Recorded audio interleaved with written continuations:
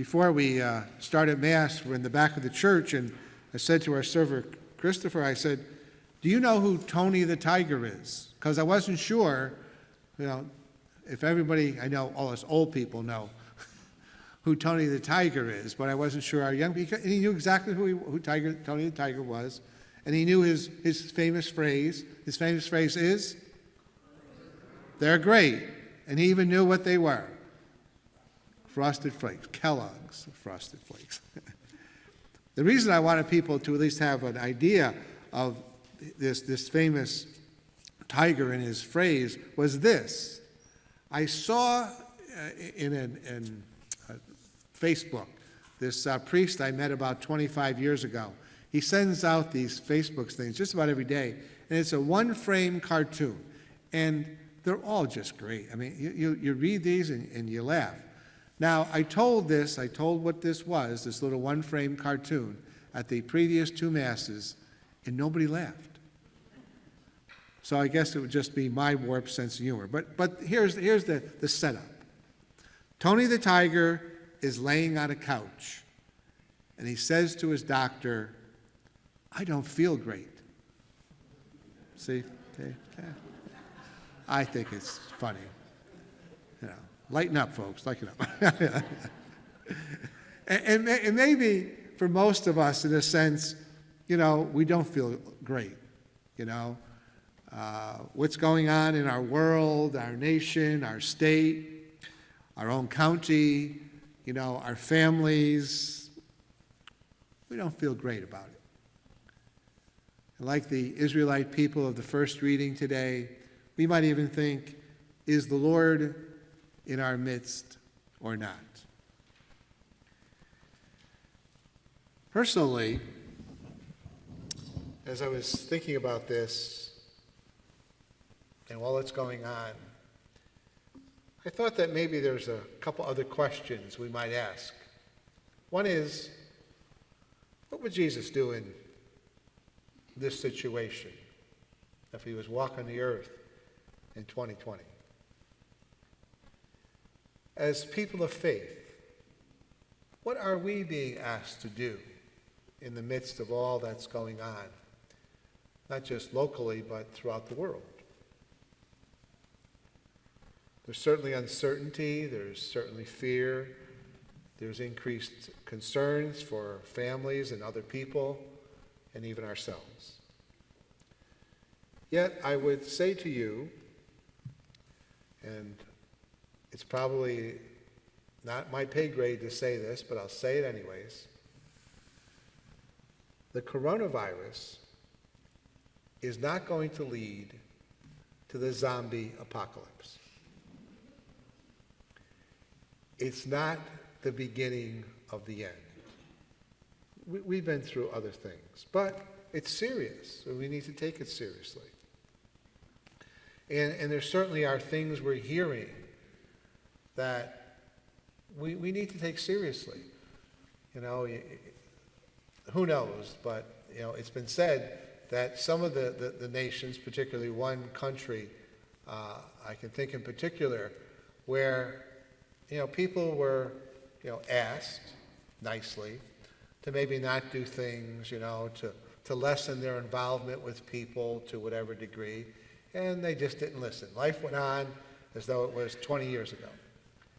And then things got worse. And so the government sat in and said, hey, we're closing schools, we're closing churches, we're doing this, we're doing that. I heard this morning on the news, I'm sure you were all up at 4:30, 5 o'clock listening to CNN, that Paris, France, yesterday gave restaurant owners 4 hours. They said, you got to close in 4 hours. And so all the restaurants are closed. The cinemas are all closed.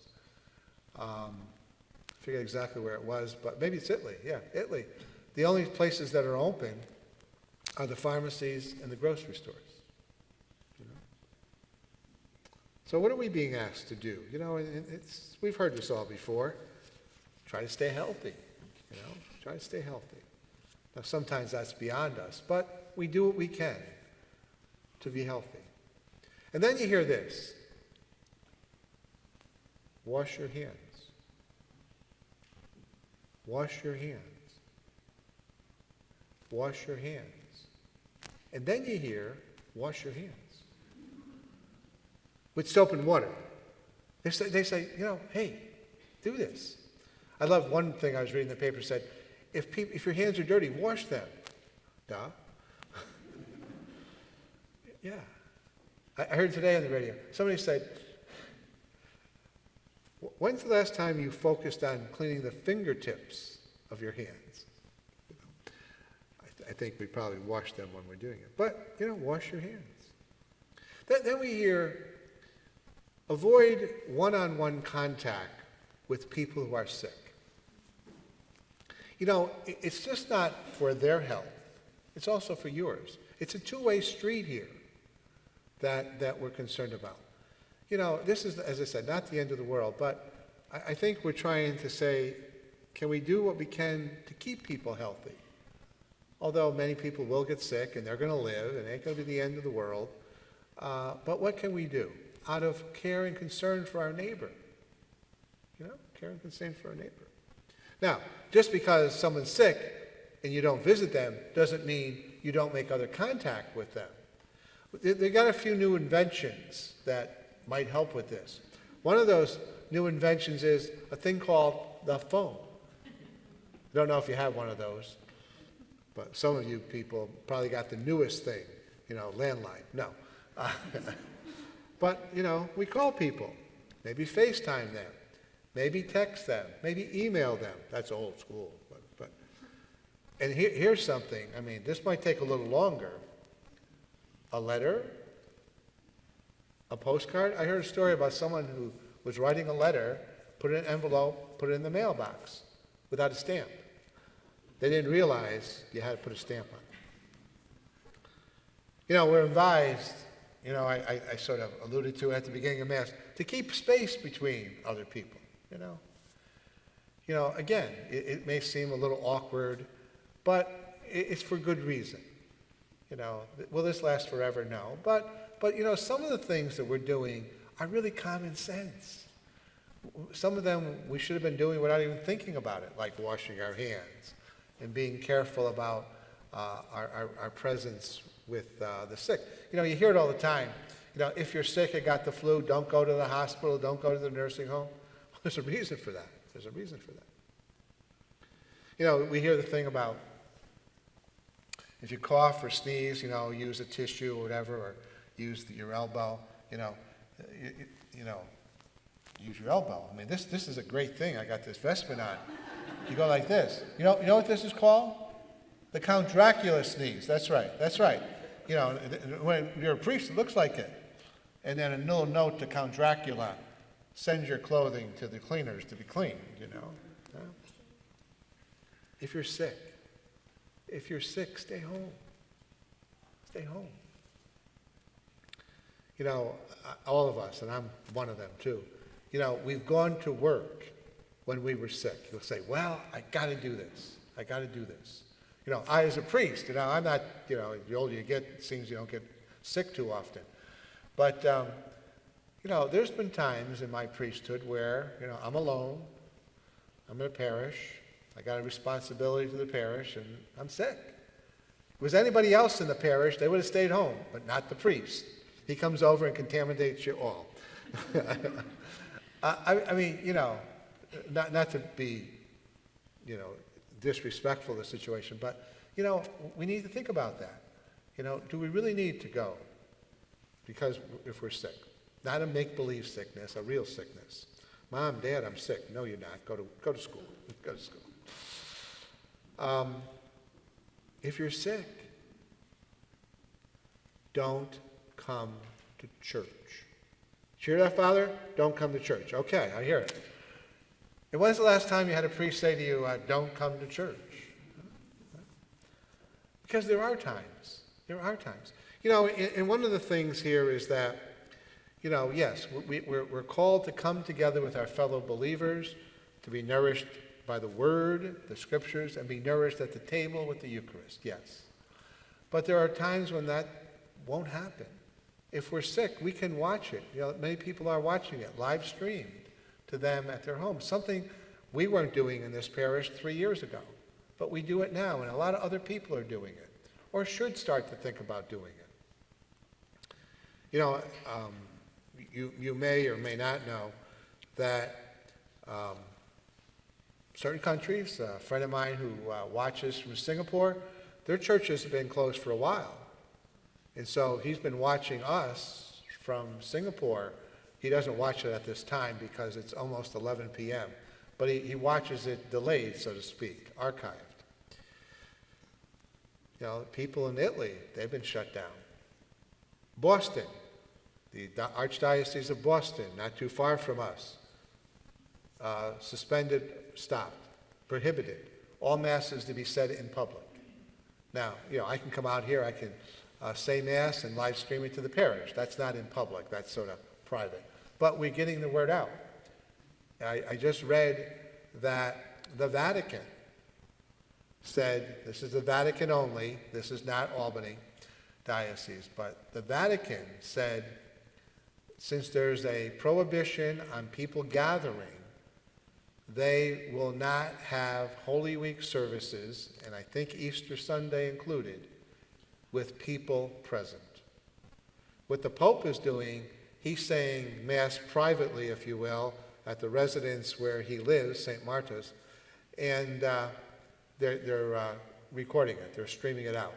Matter of fact, I happened to watch part of his morning Mass for Sunday today. You know, and we have those capabilities, and we may have to do that ourselves. Don't know if we will, we may. But we have to know that, you know, if anybody understands the situation we're in, it's God. It's God. And we do this as a care, if you will, a respect, if you will, for our brothers and sisters, for other people. Because you might say, I'm healthy. Well, you might be. But someone could pass something along to you that maybe shouldn't happen. Or you can pass it along to somebody else. You know, we have people who are in those vulnerable age groups. They say over 60, but some of us are way over 60. 70, 80, 90. You know, I'm in that group. I don't think you want to get your pastor sick. You know, I would probably survive, you know, I'm not going to die. But again, I would be incommunicado for a couple of weeks, you know, and then you say, where's the priest? Where's the priest? Okay. But you know, we have the thing about shaking hands, okay? We can't do that and shouldn't do it. Having a little eye contact with people, saying with a heartfelt hello or goodbye or conversation with people goes a long way. The Prime Minister, I think he's the Prime Minister of Netherlands, a couple of days ago, gave a talk to the nation, and they prohibited in the Netherlands shaking of hands. And when he finished his presentation to the nation, he walked away from the podium, went up to the guy next to him, and shook hands. It's ingrained in us, and that's okay. But again, you know, it's about, you know, respect in this case for what might be. With the challenges comes opportunities, it seems to me. You know, authorities have canceled school for a week, maybe more, who knows. Events are being canceled. We've canceled just about everything here in the parish for the next couple of weeks. There'll be no Palm Sunday breakfast. The retreat we had scheduled for a week or so from now is canceled. We're going to cancel Stations of the Cross for this Sunday or this week coming up. Out of abundance of caution, we have to do it. We have to do it. But we're going to be a little bit closer to our families, I think. I mean, in Italy, you know, you better stay in your house, you know, unless you're going to work or you're getting some groceries or drugs, legal drugs. And so we need to spend some time with our families. Oh, happy day. Now, I'm not saying you have to be in the same room with your family for the 24 hours a day, 7 days a week. But here's some opportunities to bond a little with our families, to take some time to be with them because you or them or both of you are not running out to whatever you run out to normally. Maybe some more time at a meal together. Maybe some time to talk about whatever. Time with our families to, watch a movie or play a game or pray together. Ooh, there's one. I said to somebody the other day who told me that they're quarantined. I said, well, you can pray the rosary together. I don't know if they know what the rosary is, but I said that to them. I said, you could be watching us now. I said, tomorrow morning, 10:30, you go to our website, and you could watch us there. It's an opportunity maybe to make a phone call or make a contact with that person for the last 38 years you've been wanting to call. Oh, I got to talk to Molly. Well, now's the time. Perfect time to write that letter or that note. Maybe to someone that we take for granted. Someone in our life that, they do some good things, and we say, geez, thank you for doing that. Lots of people in our lives that are like that. And of course, not to be forgotten is we need to pray personally, pray with our families. If there's no Mass here, or we choose not to come because we are dispensed by the bishop not to be here, if we don't come, maybe to watch us live stream with our family. Then maybe to say to our kids, if we're with our kids, even to ourselves, what did we hear today? What's one thing you take away from Mass today? I always loved, I was in another parish, I'd have dinner with this family on a regular basis.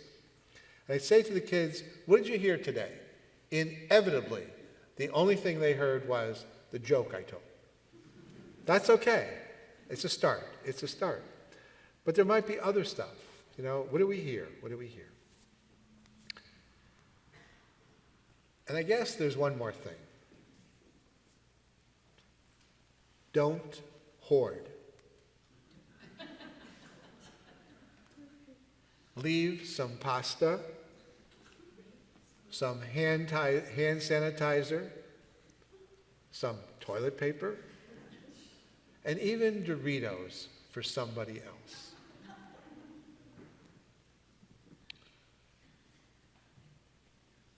This police officer I know said she was looking at a video yesterday, a YouTube, and it was two women in a BJ's or a Costco's, wherever. They were fighting over the last package of toilet paper. And she said, you should have saw this.